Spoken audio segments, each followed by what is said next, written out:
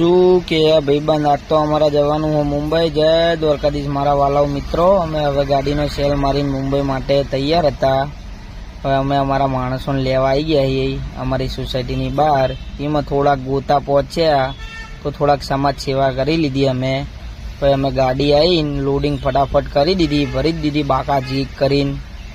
ગેર આવીને તાડપત્રી મારીને પાછા ગેર ખાવા ગયા. અમે ખાઈ પીને રોડ ઉપર ચડી ગયા. એમાં બે ગાડી પપ્પી થયેલી મળી ગઈ અમને, એટલે ટ્રાફિક જામ થઈ ગયું. પછી થોડાક આગળ આવ્યા એટલે પાછો ચા નાસ્તો કર્યો અમે. ચા ને પાપડી મસ્ત ખાઈ લીધી.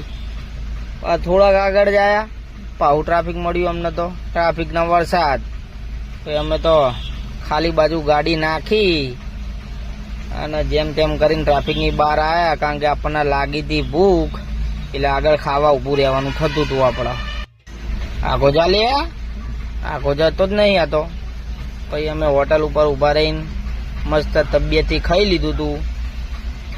પછી બાકા જીક બોલાઈને રોડ ઉપર તો ચડી જ ગયા હતા. બંકો ગાડીના ફૂફાડા મરાવવાનું ચાલુ કર્યું, ગીતો સાંભળતા.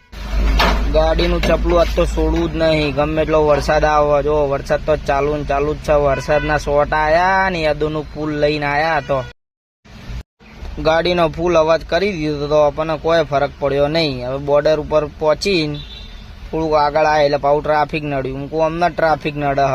પાછો હામીની બાજુને જોઈ તો 10-12 કિલોમીટરનો ચક્કા જામ. શું ટ્રાફિક મળ્યો અમને. ખટારો જ બંધ કરીને ઉઈયેલા બધા. એવો ચક્કા જામ. મૂકો આપણને આવો ટ્રાફિક ના મળે. ખાલી કરીને થોડીક વાર આરામ કરીને કાલનું કંઈક સેટિંગ કરીશું, રિટર્ન લઈ જવાનું. કાલે મળીએ. જય દ્વારકાધીશ મારા વાલાઓ.